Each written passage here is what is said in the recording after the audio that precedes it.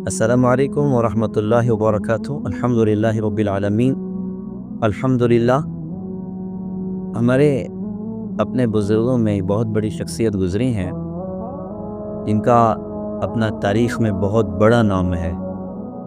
عبداللہ ابن مبارک رحمۃ اللہ علیہ، اللہ نے اس بندے کو بڑی خوبیوں اور کمالات سے اللہ پاک نے نوازا تھا۔ شروع کی زندگی کوئی ایسی خاص انقلابی کاموں والی زندگی نہیں تھی، ایک عام زندگی یوں گزرا کرتی تھی۔ کسی باندی پر عاشق تھے، ایک مرتبہ عشاء کی نماز کے بعد باندی کے ساتھ گھر میں بیٹھے باتیں کر رہے تھے اور بات میں ایسا محو ہو گئے۔ وہ یوں کہتے ہیں کہ لذت کے جو اوقات ہوتے ہیں وہ بہت سرعت سے گزر جاتے ہیں، خوشیوں کے اوقات بہت سرعت سے گزر جاتے ہیں۔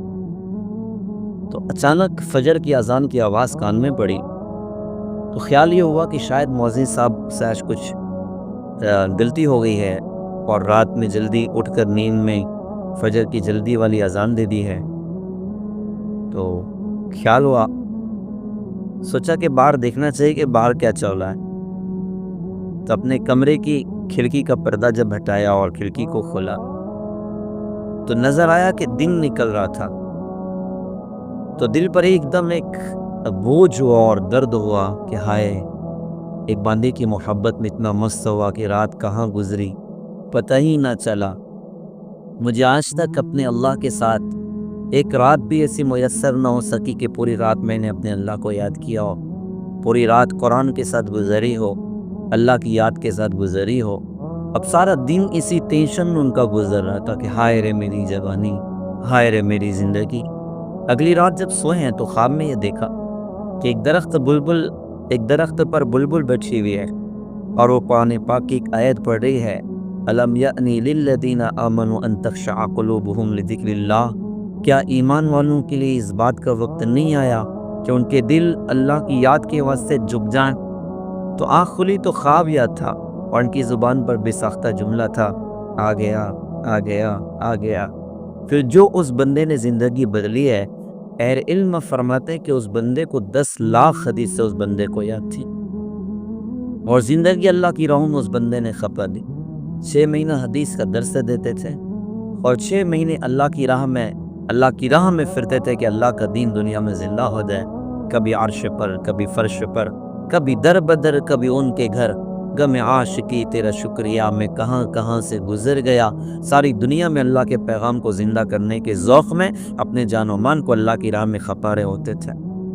تو اس وقت میرا یہ واقعہ سنا کر یہ بات آپ حضرات کی خدمت میں پیش کرنی ہے اور خود میں زیادہ محتاج ہوں تو اپنے آپ سے بھی یہ بات کہنی ہے کہ ساری دنیا کے انقلابات، آسمان و زمین کی گردشیں اور ظالموں کا مسلمانوں پر مسلط ہونا اور وباؤں اور بلاؤں کا نزول ہونا اور عجیب کیفیات مسلمانوں پر سوار ہونی اور یہ مصیبتیں اور یہ حالات اور یہ ذلتیں، یہ سوال بنتا ہے کیا مسلمان کی توبہ کا وقت نہیں آیا؟